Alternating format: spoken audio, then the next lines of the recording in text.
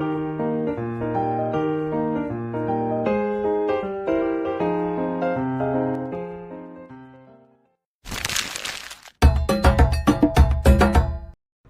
안녕하세요. 10월 3차 수업 영상입니다.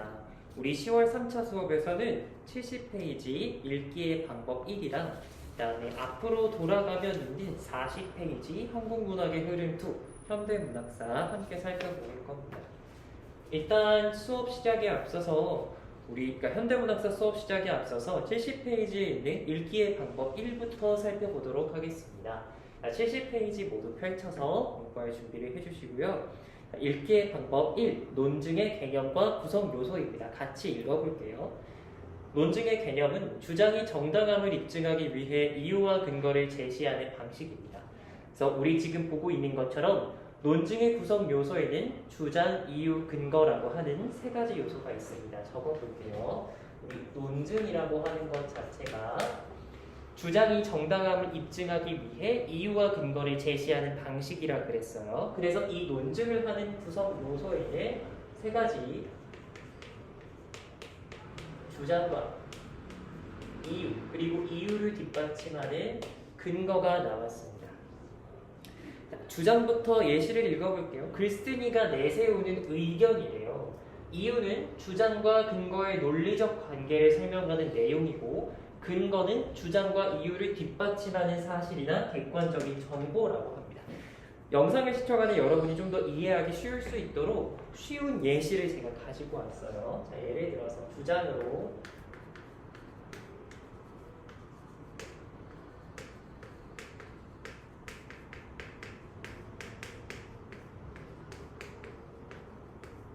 내일 옷을 따뜻하게 입어 라는 주장을 했다고 생각을 해봅시다. 그러면 그거에 대한 근거 먼저 생각을 해볼게요. 이렇게 주장을 하는 사람이 뭔가를 봤겠죠. 예를 들면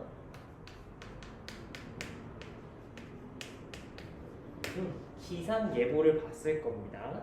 그러면 이 근거와 주장을 잇는 논리적 관계를 설명하는 내용이 이유가 되는데요. 예를 들어서 내일 한파 시작이래. 이런 게 이유가 되겠고요. 이 이유를 가능하게 하는 객관적인 정보인 기상 예보가 근거가 되겠습니다. 이해가 되시나요? 그래서 주장, 이유, 근거 설명 써 있는데 밑에다가 별표를 쳐두시고 이유는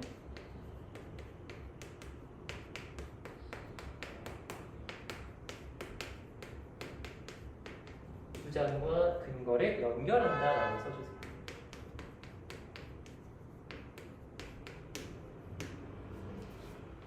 자, 그럼 논증 구성의 예시로 좀 더 자세하게 살펴보도록 하겠습니다. 자, 주장은 개인용 이동장치 안전 규제를 강화해야 한다. 그에 따른 이유는 개인용 이동장치 안전사고가 급증하고 있기 때문이다. 이유에 대한 근거로 도로교통공단의 통계자료에 따르면 개인용 이동장치 사고 건수가 2017년 117건에서 2022년 2386건으로 약 6년 만에 약 20배가 증가했다고 한다라고 하는 논리적인 객관적인 정보, 수치가 나왔습니다. 논증 구성 방법에 대한 이해해 보겠습니다. 이유를 통해서 주장과 근거의 논리적인 관계를 설명한대요. 개인용 이동장치 안전규제를 강화해야 한다에다가 괄호로 묶어보시고 주장에다가 동그라미 쳐보세요. 자, 이러한 주장과 개인용 이동장치 안전사고 증가를 나타내는 에다가 괄호를 쳐두시고 근거에다가 동그라미를 쳐보세요. 이러한 근거의 관계를 뭐가 잇고 있다. 개인용 이동장치 안전사고가 급증하고 있다는 이유를 통해서 잘 설명하고 있다. 자, 근거는 이유의 내용이 사실임을 증명하는 자료가 된다. 그래서 우리 중학교 때 공부하던 것과는 달리 단순히 주장과 근거가 아니라 주장과 근거를 연결하는 이유까지도 살펴보아야 하는 시각이 필요했습니다. 그럼 개념 플러스 왼쪽 날개 부분에 보면 이유와 근거가 갖추어야 하는 기본적인 요건에 대한 설명이 있습니다. 첫 번째, 이유는요, 주장과 관련이 있어야 한대요. 밑줄 치세요. 주장과 관련. 두 번째는 일반적인 진리로 수용될 만한 내용이어야 한대요. 밑줄 칩시다. 일반적인 진리. 그러니까 이유 자체가 다른 사람의 반발을 불러일으켜서는 안 된다는 이야기입니다. 다음은 근거입니다. 근거의 기본적인 요건 첫 번째는 출처가 인정할 만한 권위에다가 밑줄 치십시오. 그러니까 근거 자료로서 사용하는 자료가 다른 사람들한테 납득이 가능할 수 있는 권위 있는 기관에서 나온 것이어야 한다. 두 번째는 객관적인 내용을 담고 있어야 한다. 예를 들면 어떠한 신문 기사라도 같은 주제에 대해서 다른 방향으로 치우쳐져 있을 수 있기 때문에 객관적인 내용을 양립할 수 있는 중립적인 입장에서 담고 있는 내용이어야 한다. 그 정도로 설명을 드리겠습니다. 2번 논증의 타당성 평가 방법 보겠습니다. 첫 번째는 글쓴이의 주장이 분명하게 드러나 있는지 확인하고요. 두 번째는 이유와 근거의 논리적 오류는 없는지, 세 번째는 이유가 주장의 근거와 관계를 잘 설명하는지, 이 부분에다가는 좀 밑줄을 쳐주십시오. 자꾸 이유에 대한 이야기를 여러분이 좀 익숙해져 있을 필요가 있습니다. 주장과 근거의 관계를 잘 설명하는지, 네 번째, 근거가 이유의 내용이 사실임을 잘 증명하는지도 밑줄 쳐주십시오. 마지막 다섯 번째, 예상 반론에 대한 반박이 적절한지. 자, 우리가 어떤 주장을 할 때는 이러한 주장에 뒤따를 수 있는 반론을 생각해 두셔야 합니다. 그래서 예상 반론에 다시 한번 반박할 수 있는 것들을 마련을 해 두셔야 돼요. 넘겨서 논증의 방법, 연역과 귀납을 살펴보겠습니다. 자, 논증의 방법 첫 번째는 연역입니다. 제가 칠판에 연역 논증이라고 적을게요. 첫 번째 연역 논증의 개념입니다. 일반적인 사실이나 원리에서 개별적인 사실이나 원리를 이끌어내는 방법입니다.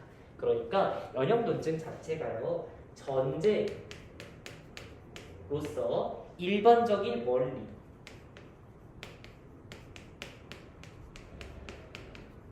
혹은 진리를 들고 그 전제로부터 결론을 도출할 때 얻을 수 있는 결론은 일반적인 개별적인 사실이다.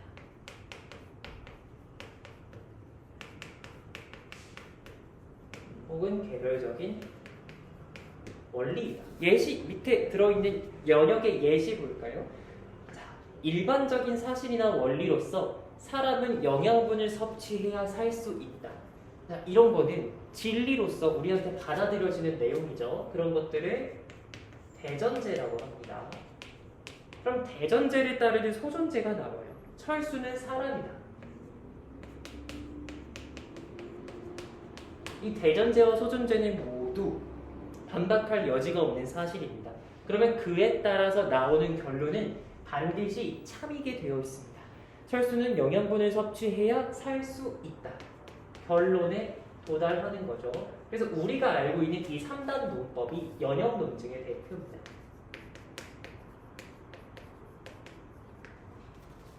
자, 그런데 연역 논증에도 오류가 있습니다. 자, 예를 들어서 별표를 쳐주세요.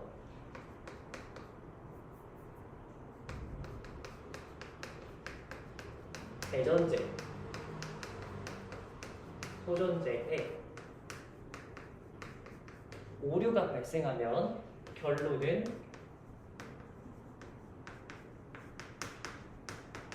반드시 오류가 나게 되어 있습니다. 그래서 예를 들자면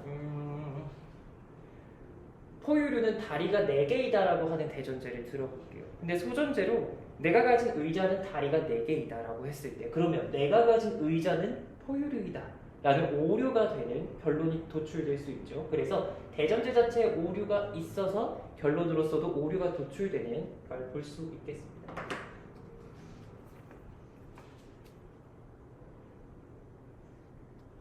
다음은 넘겨서 귀납 논증 보겠습니다. 넘어가서 다시 올라간다라고 이야기를 해야 여러분이 보기 편하겠죠. 귀납 논증입니다. 귀납 논증은요, 개별적이고 특수한 사실이나 원리에서 일반적이고 보편적인 명제나 법칙을 이끌어내는 논증 방법입니다. 그러니까 다양한 개별 사실들을 통해서 보편적인 명제를 이끌어내는 방식이다.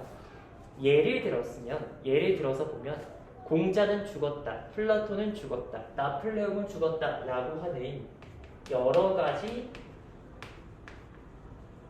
참인 사실들을 가지고 공자, 플라톤, 나폴레옹은 사람이다라는 공통점을 들어서 모든 인간은 죽는다라고 하는 일반 명제를 들었죠.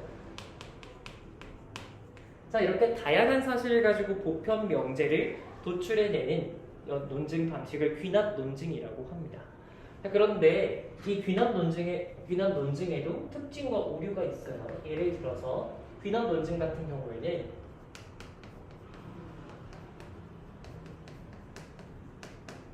개별 사례가 많을수록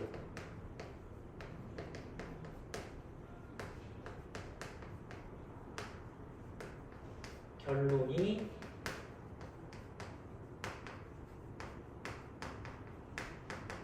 참일 확률이 올라간다. 근데 모든 개별 사례를 다 확인할 수 없기 때문에 결론이 거짓으로 나타나는 경우가 종종 있다. 예를 들어서 사람이나 개랑 고양이, 고래 모두 포유류라고 했을 때 모든 포유류는 새끼를 낳는구나 라는 결론을 얻었는데 오리너구리라고 하는 생물이 포유류임에도 난생이라는 걸 보면 이러한 귀납 논증의 오류를 우리가 확인해 볼 수 있겠습니다. 그래서 여러분들 꼭 알아야 하는 연역 논증이랑 귀납 논증 같이 공부를 해봤어요. 다른 걸 다 있더라도 연역이랑 귀납에 대해서는 좀 기억을 해주십시오. 앞으로 공부하면서 많이 쓰게 될 개념입니다. 논증의 타당성 평가하며 읽기입니다. 1단계 글에 사용된 논증 요소와 방법을 파악합니다. 그리고 논증 타당성과 효과를 평가해요. 자신의 관점으로 논증을 빈판적으로 재구성하는 것까지 미치면 참 좋겠죠. 방법입니다. 글에 나타난 논증 요소와 방법을 파악해달래요. 우리 공부한 논증 요소 3가지 뭐였죠? 주장, 이유, 근거, 그리고 논증 방법에는 연역이랑 귀납이 있었습니다. 필자의 주장과 이를 뒷받침하는 이유와 근거, 반론에 대한 반박의 타당성을 평가하면서 읽습니다. 3번째는 논증의 방법의 설득 효과를 평가하면서 읽어요. 개념 플러스 오른쪽 날개 부분에 보면 논증의 신뢰성과 공정성에 대한 기준이 있습니다. 먼저 신뢰성을 판단하는 기준입니다. 글쓴이가 활용한 자료가 정확하고 믿을만한가, 인용된 자료의 출처가 분명하고 믿을만한가. 공정성의 판단 기준에는 글의 내용이 어느 한쪽으로 지나치게 치우치지 않고 공평한가, 글의 내용이 보편적 가치에 부합하는가 등이 있습니다. 그래서 앞으로 논설문처럼 주장하는 글을 읽게 되면 이러한 기준을 가지고 여러분 스스로 비판적으로 판단하는 눈을 기르실 수 있어야 함을 알려드립니다. 자, 앞으로 다시 돌아와서 40페이지 한국문학의 흐름 2 현대 부분 보겠습니다.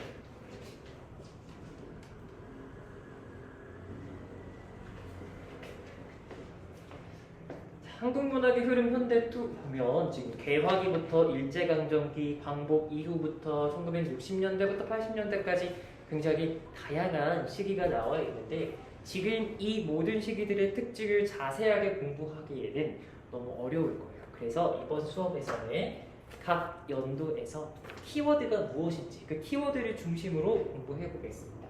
자, 가장 먼저는 개화기부터 나왔어요. 개화기는요, 가보개혁이라고 하는 1894년부터 1910년 국권 피탈의 시기까지입니다. 이 개화기에서의 문학적 특징의 키워드를 살펴보도록 하죠. 시가문학에서는 전통적인 가사의 형식을 빌린 개화가사, 창가, 근대적인 자유시에 접근한 신체시가 등장했다. 여러분 신체시에다가 밑줄 쳐보세요. 개화기의 첫 번째 키워드는 신체시입니다. 두 번째입니다. 서사문학에서는 신교육, 자유연애, 미신타파 등을 소재로 한 새로운 형식인 신소설이 등장했다. 신소설에다가도 밑줄 쳐보세요. 그래서 대표적으로 이인직의 혈애욕, 안국선의 금수회의로, 시가문학 신체시에서는 최남선의 해액에서 소년에게 이런 작품이 있대요. 근데 여러분이 알아야 할 건 신체시와 신소설입니다. 신체시와 신소설은요, 고전문학에서 현대문학으로 넘어가기 이전에 그 사이에 위치한 과도기적 문학입니다. 그래서 개화기를 떠올렸을 때 신체시와 신소설을 떠올려 주시고 이 작품들이 모두 과도기적인 문학의 성격을 띠고 있다. 완전한 고전문학의 형태, 고전문학의 내용을 탈피하진 못했지만 현대문학의 흐름으로 가려낸 그 과도기에 있는 작품들이다 라고 알고 계시면 되겠습니다. 다음은 1910년대입니다. 개화기 다음은 1910년대.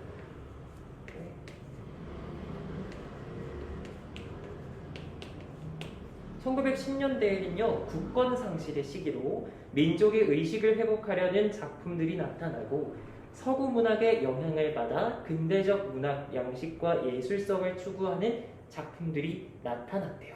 시에서는 서구의 다양한 문예사조가 소개되었으며 주요한의 시, 불놀이가 자유시의 새로운 시대를 열었다. 그러니까 주요한의 시, 불놀이라고 하는 작품이 최초의 자유시.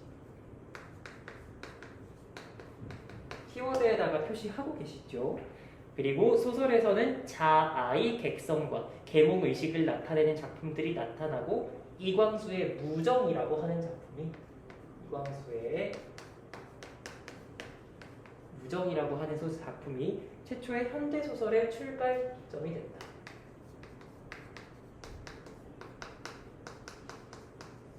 이 무정에서는요, 근대적 자아가 출연합니다. 새로운 자신의 자아를 각성한 근대적 인간이 출연하는 작품이에요. 극에서는 일본에서 유입된 신파극에다가 밑줄치세요. 그리고 조중환의 병자사민이 현대희곡의 면모를 보여준대요. 이 신파극이라고 하면 어떤 성격을 띠냐면 지금으로 치면 막장 드라마에 가까운, 그러니까 감정적이고 감정을 많이 쏟아내는 그런 극이에요. 그래서 우리가 신파적이다라 그러면 지나치게 감성적이다라는 이야기를 할 때 쓰는 말인데요. 1910년대에 등장한 일본에서 유입됐던 극의 한 종류다라고 알고 계시면 되겠습니다. 다음은 1920년대로 가보겠습니다. 1920년대가 되면요, 1919년도 3.1운동 이후에 일제가 문화 정책을 펼치면서 신문과 잡지가 많이 발행되기 시작합니다. 그러면서 서구의 문학을 본격적으로 수용하는 작품들이 나타나요. 그래서 1920년대를 설명하는 여러 가지 키워드는 첫 번째, 퇴폐적인 낭만주의에다가 밑줄 쳐봅시다.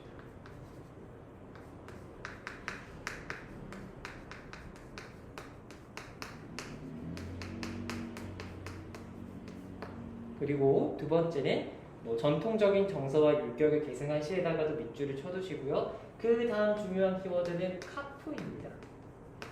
조선 프롤레타리아 예술가 동맹인데요. 계급주의 문학자들이에요. 퇴폐적인 낭만주의 문학하는 사람들이 시 안에서 감정의 과잉을 보였다면 카프는 계급주의 문학으로서 사회적인 내용을 담은 문학을 창작하는 사람들이 됩니다. 이런 카프의 문학을 우리가 어떠한 경향을 띈다 그래서 경향시라고 이야기를 합니다. 한용운의 님의 침묵, 이상화의 나의 침실로 이런 작품들이 이 1920년대 시의 대표적인 작품이라고 할 수 있겠네요. 다음은 소설입니다. 소설에서는 일제강점기의 현실을 사실적으로 그린 소설과 계급의식을 일깨우는 사회주의 소설이 나타나기 시작했다. 그래서 밑줄을 어디다 치시냐면 일제강점기 현실,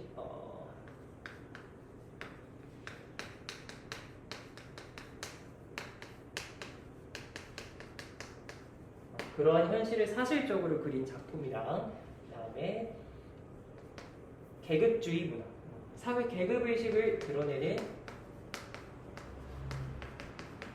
문학 작품들이 등장하기 시작했다. 극에서는 사실주의, 사회주의, 표현주의 등 다양한 경향이 이때부터 시작되기 시작했습니다. 그래서 우리가 알아야 될 키워드, 퇴폐적인 낭만주의, 그리고 카프, 이 정도는 알고 계셔야 된다. 사회, 조선 프롤레타리아 문학가 동맹이라는 KAPF, 줄여서 카프라고 우리가 한국어로 발음할 때 카프라고 하는데, 이런 단체와 퇴폐적인 낭만주의라고 하는 경향이 드러나기 시작했다. 이 퇴폐적인 낭만주의는 3.1운동으로 인해서 우리의 어떤 광복의지, 독립의지를 전 세계에 알리기는 했지만 그것이 조국의 광복을 불러오지 못했다라는 점에서 어떤 문학하는 사람들의 문단 내에서 성행하던 혹은 팽배하던 우울감, 감정의 과잉이 문학으로 드러났다고 생각하시면 됩니다. 다음은 1930년대에 보겠습니다. 1930년대는 문학적 예술성과 순수성이 강조되고 서구에서 밑줄 치세요. 주지주의라는 말이 나왔어요. 주지주의는요, 퇴폐적 낭만주의가 감정의 과잉을 요구했다면 주지주의는 이성을 중시하는 경향입니다. 감정을 덜어내고 이성적으로 작품을 감정에서 한 발짝 떨어져서 객관적인 묘사를 하고 감정을 덜어내는, 감정을 느끼는 것을 이것을 읽는 독자의 몫이라고 인식했던 시기, 문예사조입니다. 자, 그러면서 모더니즘, 초현실주의 등 다양한 문예사조가 도입됐는데, 자, 시에서 다양한 문예파로, 사조파로 나뉘기 시작해요. 1930년대 다양한 문학 경향이라고 나오죠. 여기 왼쪽 날개 부분에 보면 나오는데 거기다가 밑줄을 쳐두십시오.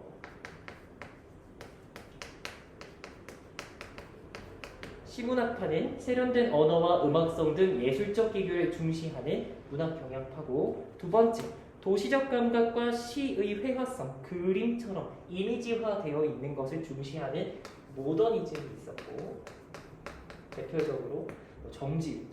세 번째는 생명의 강렬한 충동, 삶의 의미와 고뇌 등을 중시하는 생명파. 그리고 네 번째, 자연을 이상세계로 설정해서 자연 친화적인 태도를 중시하는 전원파 등이 있었다. 그래서 이 파들 이름 한 번씩 알아두시면 좋습니다. 소설에서는 농촌 계몽소설, 도시적 삶의 실상을 그린 소설, 전통적 의식세계를 추구한 소설 등 다양한 재질의 소설이 나타났고, 극에서는 심파적 대중극이 나타나고 사실주의 근대극이 정착되었습니다. 자, 그 다음에 좀 중요한 시기를 볼게요. 1940년대부터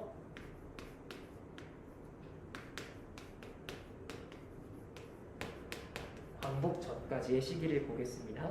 이 시기를 선생님이 이전에도 얘기한 적이 있는데 한국 문학의 암흑기라고 불렀어요.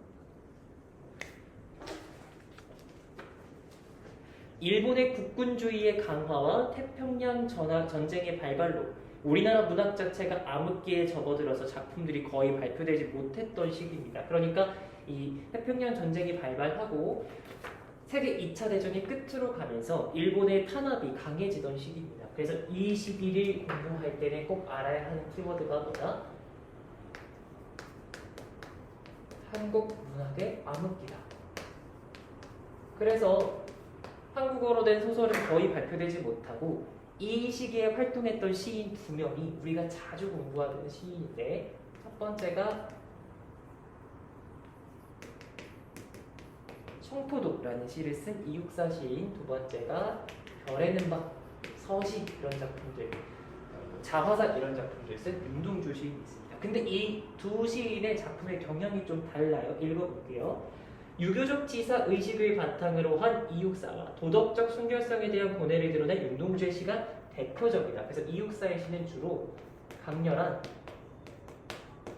저항 정신을 보인다면 윤동주의 시는 부끄러움, 도덕성에 대해서 노래를 합니다. 작품을 읽어보면 이육사의 시가 윤동주 시보다 훨씬 더 강렬한 어조를 쓰고 있는 것을 여러분들도 알 수 있을 거예요. 자, 넘겨서 다른 광복 이후부터 50년대입니다. 여기다 써야 되겠네요. 광복 이후부터 50년대.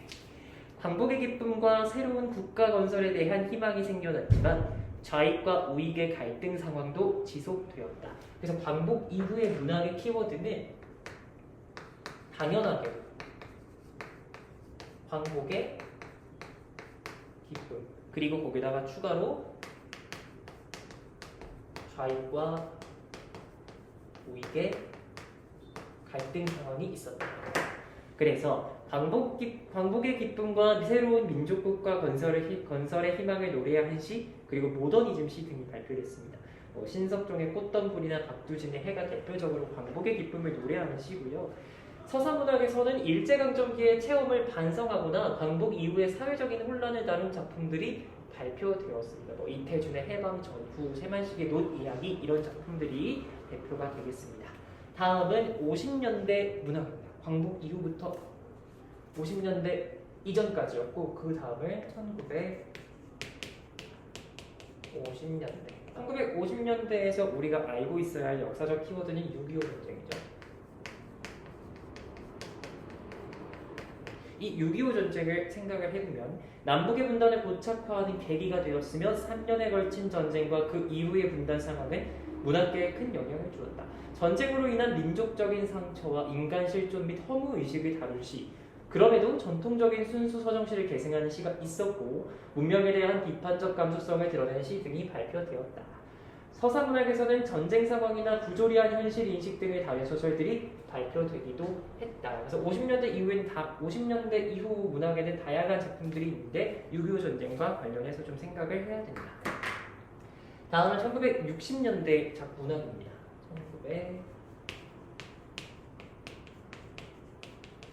1960년대에는 이승만의 부정선거로 인한 4.19 혁명과 5.16 군사정변이 주요 키워드가 되겠어요. 4.19 혁명과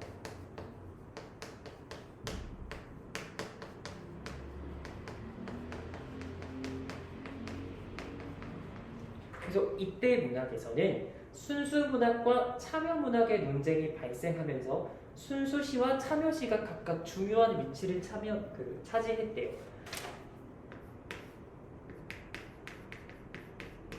순수시와 참여시. 그래서 이 시기에 순수시의 대표가 김춘수입니다. 우리 정규 수업 시간에 예전에 내신 대비 하기 전에 정규 수업 시간에 김춘수의 샤갈의 마을에 내리는 눈이라는 시를 공부한 적이 있어요. 이 시를 함께 공부하면서 김춘수 씨의 문예사조에 대해서 제가 무의미 시라고 이야기를 한 적이 있거든요. 이 무의미 시라고 하는 개념은 김춘수 시인 본인이 든 자신의 시에 대한 개념으로 어떠한 의미로 응고되기 이전의 세계라는 의미입니다. 그러니까 시 자체가 어떠한 의미로 해석되기를 기다리는 형태가 아니라 독자에 의해서 다양한 의미로 변모할 수 있는 가능성을 지닌 시라고 생각을 하시면 됩니다. 그 반대편에는 사회적인 의미를 전달하는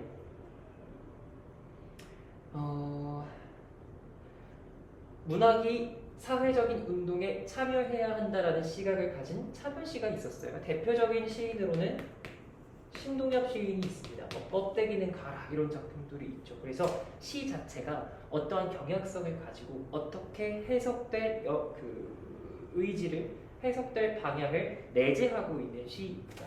그래서 주로 신동엽의 시는 어떤 민족적인 상처를 회복하고 우리 민족이 다시 합쳐야하고 전쟁과 군사 그리고 부도덕한 것들은 모두 물러가야 한다라는 강렬한 의지를 담고 있는 시였습니다.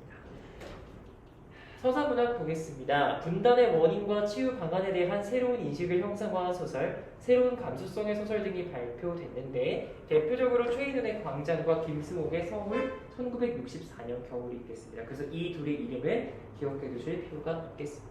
다음은 1970년대 문학입니다. 1970년대의 주요 키워드는 급속한 산업화와 도시화입니다.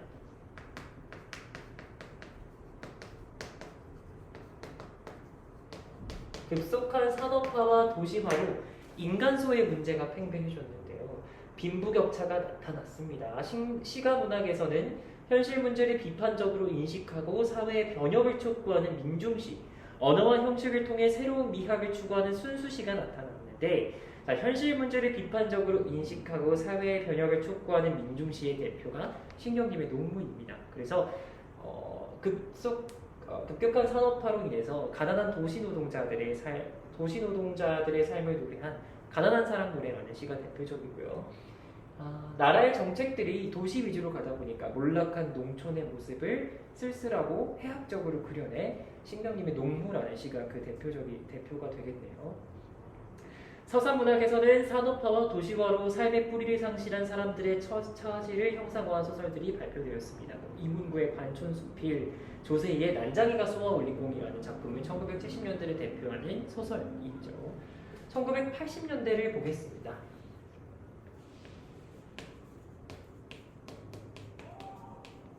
1980년대에는 5.18 민주화 운동을 계기로 민주화에 대한 요구, 역사 의식 등이 널리 확대되었습니다. 그래서 80년대의 키워드는 민주화에 대한 요구, 5.18 민주화 운동, 그리고 민주화에 대한 요구라고 설명드릴 수 있겠습니다. 억압된 상황을 고발하는 비판시 혹은 전통적인 서정성을 계승하는 시 등이 나타났습니다. 방도해, 노동의 새벽, 천상병의 귀천 이런 작품들이 그러한 실상을 담고 있고요. 서사문학에서는 왜곡되고 모순된 현대사에 대한 반성으로 역사를 재조명하는 소설이 나타났는데 이문열의 우리들이 일그러진 영웅, 조정래의 태백산맥 등이 대표적으로 있었습니다. 제가 일부러 깊게 안 다루고요. 여러분이 꼭 기억해야 하는 키워드 위주로 다루었습니다. 그래서 전체적인 흐름을 좀 이해했으면 좋겠다는 바람으로 간략하게만 해설을 했는데 사실 이것조차도 좀 이해하기 버거웠다면 미안한 얘기가 되겠고요. 1990년대 이후를 궁금해하는 학생들이 있어서 설명을 좀 드리자면 1990년대부터 2000년대 초에 시가문학에서 시문학에서 미래파라고 하는 새로운 언어 체계를 구축하고 작품의 회화성을 조금 더 중시하면서 기존의 전통적인 어떤 언어 관습을 타파하는 전위적인 작품들이 많이 쏟아졌습니다. 아직까지도 연구가 활발하게 이루어지고 있는 분야이고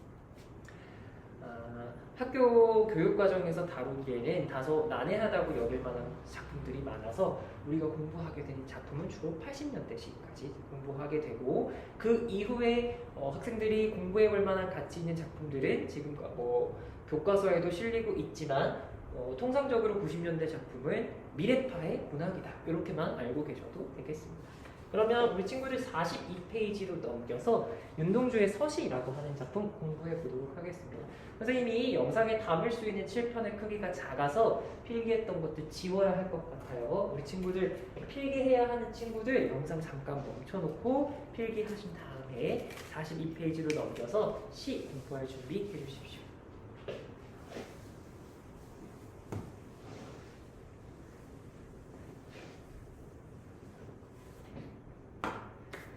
겠습니다. 윤동주의 서시라고 하는 작품이에요. 낭독 먼저 해보겠습니다. 죽는 날까지 하늘을 우러러 한 점 부끄럼이 없기를 잎새에 이는 바람에도 나는 괴로워했다. 별을 노래하는 마음으로 모든 죽어가는 것을 사랑해야지. 그리고 나한테 주어진 길을 걸어가야겠다. 오늘 밤에도 별이 바람에 스치운다. 왼쪽에 보면 작품 해제가 나와 있어요. 이 글은 하고 시작하는 해제인데 읽어보겠습니다. 윤동주의 유고 시집 하늘과 바람과 별과 시의 서두에 실린 작품입니다. 그래서 서시예요.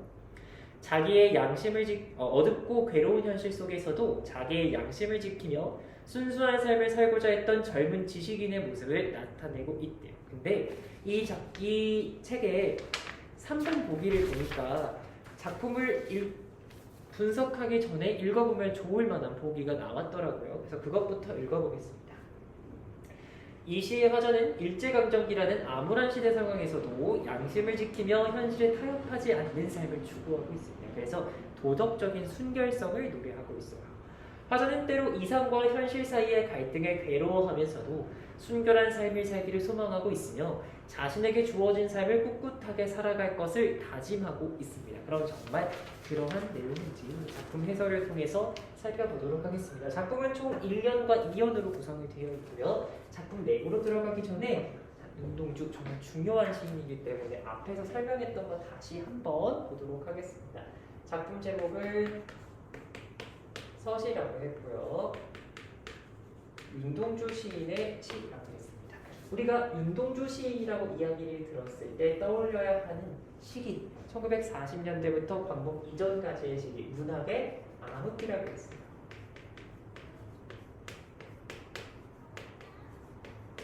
이 문학의 암흑기에서 윤동주는 어떤 것들을 시로서 노력했냐, 노래했냐, 도덕적 순결성 그리고 주체적으로 혹은 강하게 저항하지 못하는 것에 대한 소시민으로서의 부끄러움 등을 노래하는 시인이라 그랬습니다. 그래서 이 윤동주 시인은 주로 이육사 시인이랑 엮어서 많이 출제가 되는 시인이에요. 우리 이 작품 뒤에 보면 이육사 시인의 시가 같이 실려 있어서 같이 분석을 한번 해보겠습니다.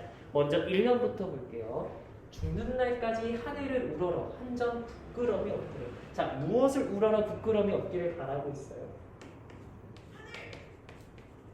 하늘을 우러러서 부끄러움이 없기를 바라고 있어요. 이 하늘이라고 하는 지어는 화자가 설정한 절대적인 대상이자 윤리적인 기준입니다. 필기를 해볼까요?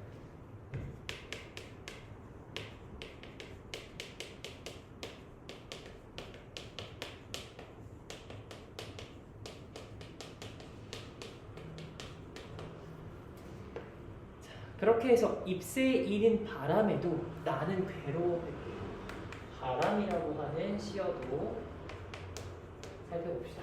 바람이라고 하는 시어에다가 이렇게 삼각형 표시를 쳐주세요. 부정적인 의미를 가진 시어라는 뜻이에요. 잎새에 이는 바람에도 화자는 괴로워했대요. 그러면 화자를 괴롭게 하는 이 바람이라고 하는 시어는 그 시대를 생각했을 때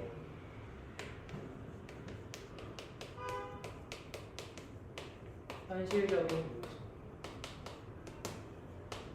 심리적인 동요, 흔들림 등을 상징하게 일으키는 소재라고 생각할 수 있겠습니다. 그렇게 해서 괴로워했다라는 표현이 나왔어요. 이 괴로워했다라는 표현을 화자가 자신이 꿈꾸는 이상과 그렇지 못한 억압받는 현실 사이에서의 갈등이다 라고 많이 해석을 합니다. 그래서 그 치시고 꼭 적어주세요. 그 다음 별을 노래하는 마음으로 모든 죽어가는 것을 사랑해야지. 별이라고 하는 소재에다가 동그라미를 좀 쳐보시고, 주로 윤동주의 시에서 별이라고 하는 소재는요, 순수, 희망, 혹은 소망, 이상 등을 상징합니다. 근데 이 별이라고 하는 소재, 그것을 노래하는 마음으로 모든 죽어가는 것을 사랑하겠대요. 모든 죽어가는 것은 어떤 시련을 겪는 우리 민중들일 수도 있고 혹은 삶이 무한한 모든 생명들일 수도 있어요. 여기서 어떤 정서가 드러나느냐, 그 인류에 대한 사랑이 드러난다. 그리고 나의 길을, 주어진 길을 걸어가야겠다라는 의지적인 부분에서 뭔가 이런 것들을 사랑하는 순수한 삶에 대한 실천 의지가 보인다 라고 할 수 있겠습니다. 그러면서 오늘 밤에도 별이 바람에 스치운다. 밤이라고 하는 소재와 별이라고 하는 소재와 바람이라고 하는 소재가 다시 나왔어요. 밤이라고 하는 소재, 문학에서 보통 어두움을 나타내는, 암흑을 나타내는 시제. 그리고 이 시에서 바람도 마찬가지로 현실적인 요소와 심리적인 동요와 갈등을 유발하는 소재. 별은 화자가 지향하는 세계. 그러면 이러한 밤, 어두운 현실 속에서 별이 무엇에 바람이라는 갈등을 유발하는 현실적인 요소로 인해 내가 지향하는 세계가 혹은 내가 지향하는 이상이 바람에 흔들린다라는 표현으로 현실적인 시련과 고난을 겪고 있음을 나타내면서 시를 마무리하고 있습니다. 작품 내용 이해되시지요? 그럼 같이 엮어서 공부해볼 작품이 뒤에 넘기면 이육사의 교목이라는 작품입니다.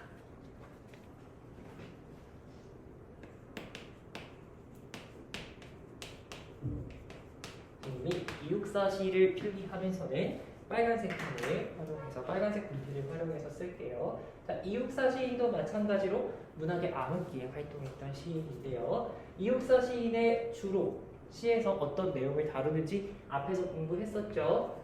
유교적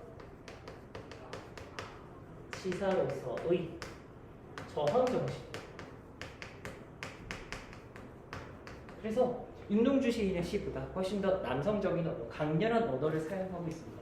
여러분들이 느끼기에 남성적이고 여성적인 게 어디 있어요? 라고 할 수 있어요. 그렇게 말해주면 저는 정말 고맙겠어요. 하지만 우리가 문학에서 전통적으로 남성성과 여성성을 다루었다라고 볼 때 뭔가 이렇게 한의 정서와 수동적인 말투를 전통적인 여성적인 말투라고 하고 뭔가 강렬하고 의지적인 말투를 남성적인 말투라고 합니다. 저도 현대에 와서는 동의하기 어려운 말투이지만 여러분이 문학을 공부하면서는 그러한 전통적인 어떤 남성성과 여성성을 좀 인식을 하고 있어야 공부하기가 편할 겁니다. 이육사의 교목이라고 하는 작품 낭독해 보겠습니다. 푸른 하늘에 닿을 듯이 세월에 불타고 우뚝 남아서서 차라리 봄도 꽃 피진 말아라. 낡은 거미집을 휘두르고 끝없는 꿈길에 혼자 설레이는 마음은 아예 뉘우침이 아니라 검은 그림자가 쓸쓸하면 마침내 호수 속 깊이 거꾸러져 차마 바람도 흔들지 못해라. 지금 보면 말투도 굉장히 강렬해요. 작품 분석을 한번 해볼게요.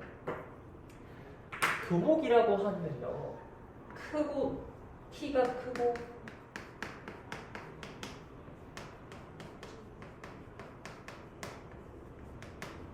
튼튼한 나무거든요. 이러한 교목이 지금 이 시의 화자예요.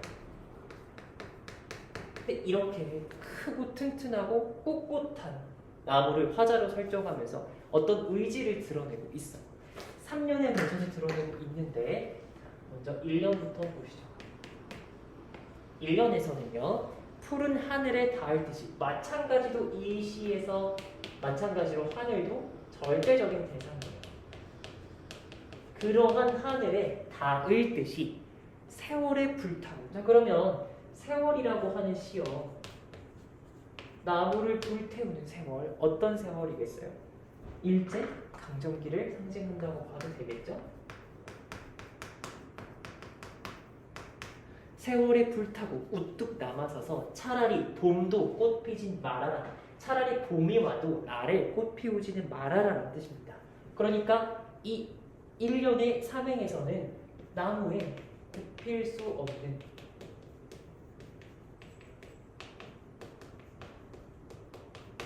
신념과 의지를 드러내고 있다. 그러니까 나는 꽃을 피우는 것처럼 나무에게 꽃을 피우는 일이 좋은 일이라면 차라리 그런 걸 하지 않겠다라고 이야기를 하는 거죠. 2연입니다. 칠판이 부족할 수도 있겠네요. 지금 이 밑에까지만 쓰기에는. 낡은 거미집을 휘두르고 끝없는 꿈길에 혼자 설레이네. 거미집이라고 하는 시어와 끝없는 꿈길이라고 하는 시어가 나왔어요. 거미집이라고 나무에 처진 거미집, 나무에게 부정적인 요소겠죠. 부정적인 현실이라고 해주십시오. 그러면 나무가 끝없이 꿈꾸는 이 꿈길, 나무가 간절히 바라고 있는 이 시의 화자가 간절히 바라고 있는 일제강점기에 간절히 바란다고 하는 그 꿈길은 아마 조국의 해방인 겁니다. 그러한 것들에 설레 있는 내 마음은 절대 뉘우침이 없다. 뉘우침이 아니라 이런 표현을 했습니다. 즉 후회하지 않음, 후회 없는 결의를 나타내고 있다.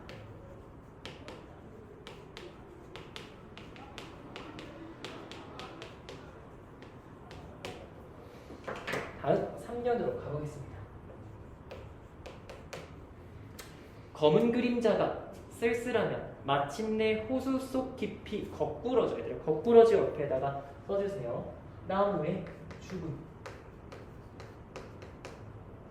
그러니까 언젠가 나무가 쓸쓸해서 호수 속에 거꾸러져서 박히며 바람이 나무를 괴롭힐 수 있어? 없지. 차라리 나는 그런 시기가 와도 나를 바람이 흔들 수가 없을 거야. 그러니까 죽음을 불사하는 강렬한 결의를 나타낸다 라고 할 수 있겠죠. 근데 이 초록색으로 쓴 부분, 각 연의 삼행식 되어 있는 부분 모두 아니라, 말하라, 못해라 라는 문장을 쓰고 있어요. 계속 부정문을 반복함으로써 강인한 의지를 드러내고 있다라고 볼 수 있겠습니다. 그래서 교목은요, 현실에 타협하지 않고 지조와 절개를 지키는 화자를 비유한 나무다라고 생각을 하시면 되겠습니다. 자, 그럼 문제 다들 풀어보시고요. 문제 다 풀면 44페이지로 넘겨서 김유정의 봄봄이라고 하는 작품 같이 보겠습니다. 오늘 수업에서 마지막으로 다루게 될 작품입니다.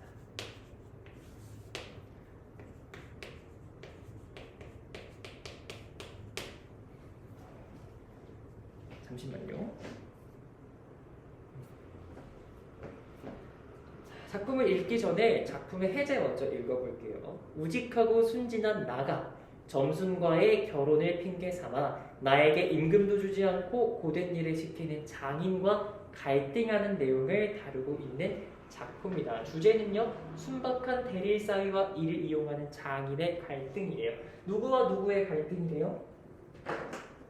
장인과 대릴 사이의 갈등이래요. 장인은 장인어른을 의미하고요.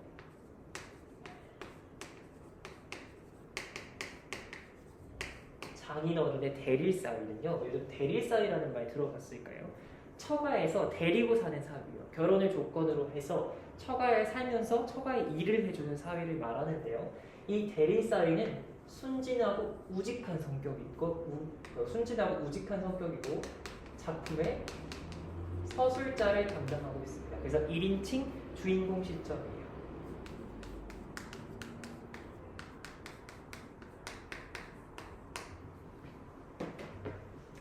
그러면 작품 읽어보겠습니다. 지금 작품이 앞부분이 많이 중략이 되어 있어서 앞에 얘기를 좀 해드려야 될 것 같아요. 점순이가 이 서술자와 결혼하기로 되어 있는 여자예요. 점순이와의 결혼을 이 장인어른이 약속했지만 결혼을 계속 시켜주지 않는 그 장인어른에게 나가 대들기 시작했어요. 근데 이 대들게 된 계기도 점순이가 너 아빠가 결혼 안 시켜준다고 그냥 그렇게 가만히 있으면 어떻게 수염이라도 잡아채야지 라고 이제 충동질을 한 거예요. 그 말을 듣고 점순이의 영향을 받아서 진짜로 장인어른에게 덤비는 장면입니다. 아마 점순이가 의도한 것과는 다른 반응이었겠죠. 점순이는 그렇게라도 해서 우리 결혼을 서둘러야지 라는 의도였을 텐데 진짜로 싸우라는 의도는 아니었을 겁니다. 한 번은 장인님이 헐떡헐떡 기어서 올라오더니 내 바짓가랑이를 이렇게 노리고서 단박에 움켜잡고 매달렸다. 악 소리를 치고 나는 그만 세상이 팽드르 도는 것이. 그러니까 장인어른과 싸움을 하다가 지금 장인어른이 대릴사위의 바짓가랑이, 그러니까 고환을 잡아당겼나 봐요. 빙장님, 빙장님, 빙장님. 장인어른을 높여 부르는 말이에요. 지금 이 자식 잡아먹어라, 잡아먹어. 할아버지 살려주시오, 할아버지. 자, 지금 이 분은 너무 아파서 헛소리가 나오는 장면입니다. 하고 두 팔을 허둥지둥 내질 적에는 이마에 진땀이 쭉 솟고 인젠창으로 죽나보다 했다. 그래도 장인님은 놓질 않더니 내가 기어이 땅바닥에 쓰러져서 거진 까무러치게 되자 놓는 것이다. 더럽다, 더럽다. 이게 장인님과 직설적으로 이야기하고 있어요. 나는 한참을 못 일어나고 쩔쩔맸다. 그러다 얼굴을 드니 눈엔 참 아무것도 보이지 않았다. 사지가 부르르 떨리면서도 나도 엉금엉금 기어가 장인님의 바짓가랑이를 꽉 움켜잡고 낚았다. 지금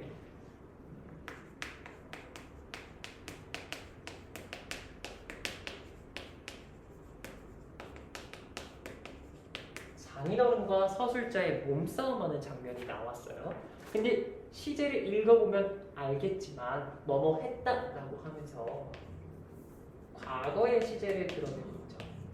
근데 이 다음에 보면 뭐라고 하냐면 내가 머리가 터지도록 매를 얻어맞은 것이 이 때문이다. 그러나 여기가 또한 우리 장인님이 유달리 착한 곳이다. 여느 사람이면 사경을 주어서라도 당장 내쫓았지 터진 머리를 불솜으로 손수 지져주고 호주머니에 희연 담배 한 봉을 넣어주고 그리고 이런 말이 나왔어. 과거의 이야기를 회상하는 듯한 말투가 나왔어요. 즉 과거에서 현재로 돌아온 서술입니다. 그렇죠? 그러면 무슨 구성이에요? 시간 순서대로 흐르지 않으니까 역순행적 구성이죠. 그러면서 올 가을엔 꼭 성례를 시켜주마. 암만 말고 가서 뒷골에 콩밭이나 얼른 갈아라 하고 등을 두덕여줄 사람이 누구냐? 나는 장인님이 너무나 고마워서 어느덧 눈물까지 났다. 점순이를 남기고 인제 내쫓기려나 하다 뜻밖의 말을 듣고 빙장님 인제 다시는 안 그러겠어요. 이렇게 맹설을 하고서 불나살라 지게를 지고 일터로 갔다. 현재 부분에서 말하는 그 서술을 보면 알겠지만 우직하고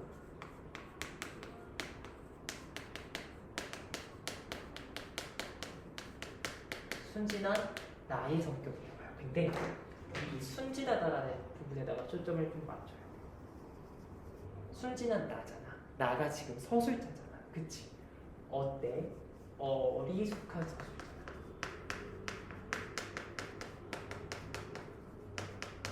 근데 이러한 어리숙한 서술자는요, 왜곡된 진실을 전달해요.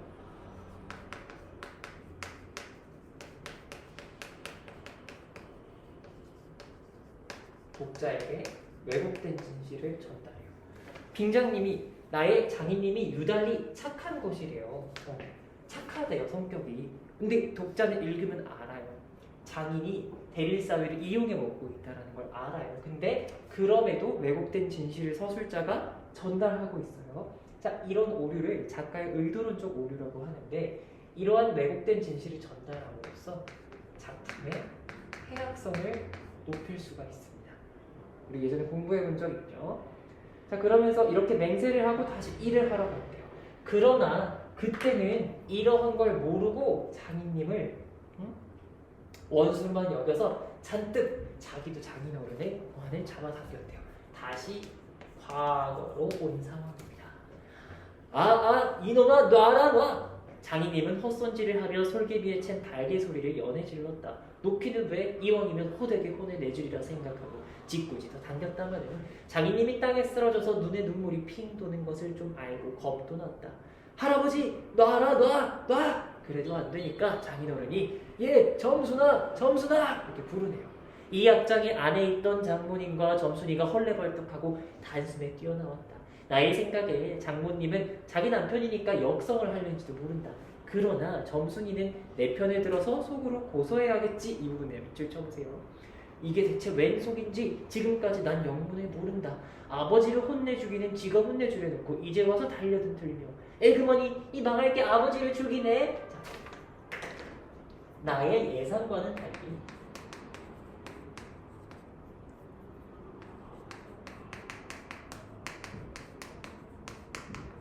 점순이가 나한테 도리어 화를 내고 있어요.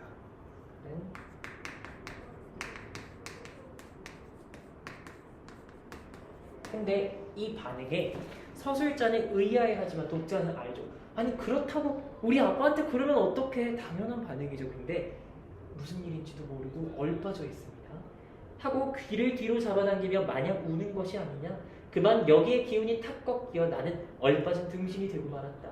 장모님도 덤벼들어 한쪽 귀마저 뒤로 잡아채면서 또 우는 것이다. 이렇게 꼼짝도 못하게 하고 장인님은 지게 막대기를 들어서 사뭇 내려 조졌다. 그러나 나는 굳이 피하려고 하지도 않고 암만 해도 그 속을 알 수 없는 점순이의 얼굴만 멀거니 들여다보고 있었다. 그래서 머리를 사뭇 내려 조지는 장면이 이제 현재에 가면 불솜으로 머리를 지져주는 장면이랑 연결이 되네요. 인물에 대한 정리를 좀 해볼게요. 자, 먼저 서술자 나에 대해서 쓰겠습니다. 서술자가 어리숙하고 우직하다고 앞에서 이야기를 했었죠. 작품 밑에다가 한 번 더 정리를 해주세요. 장인에게 결혼을 빌미로 계속 이용당하는 순진하고 어리숙한 성격입니다.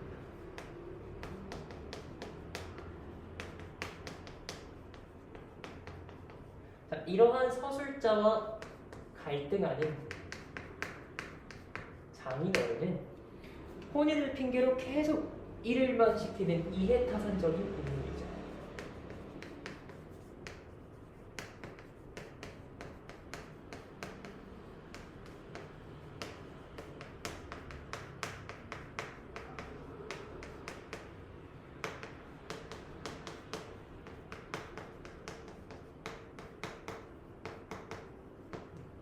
이 작품의 보기로 가면 읽어볼 만한 보기가 있어요. 3번의 보기로 가봅시다. 이 소설은 대릴상이라는 소재를 통해 영악한 장인과 어수룩한 날의 대조적으를 그리고 있다. 그런데 1930년대 마름과 소작인의 관계를 생각할 때 1930년대 마름과 소작인의 관계를 생각할 때 강자인 마름이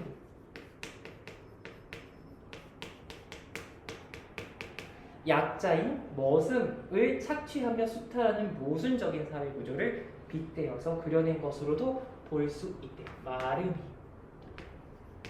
머슴이라는 여기서는 이제 서술자 대릴사위죠.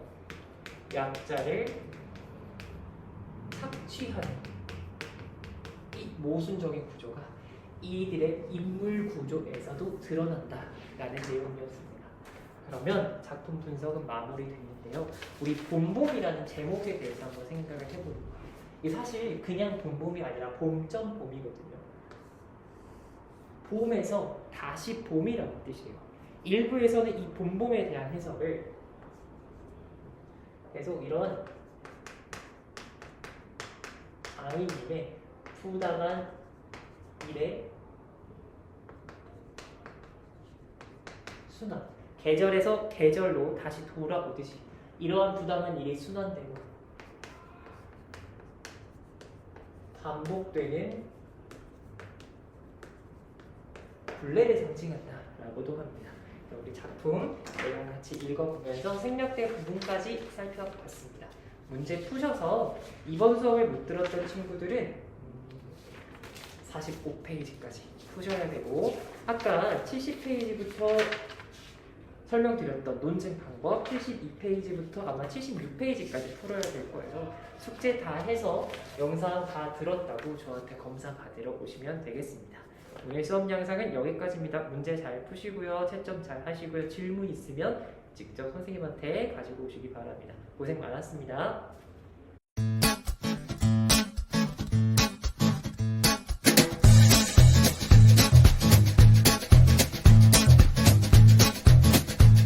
학원으로 전화 주세요.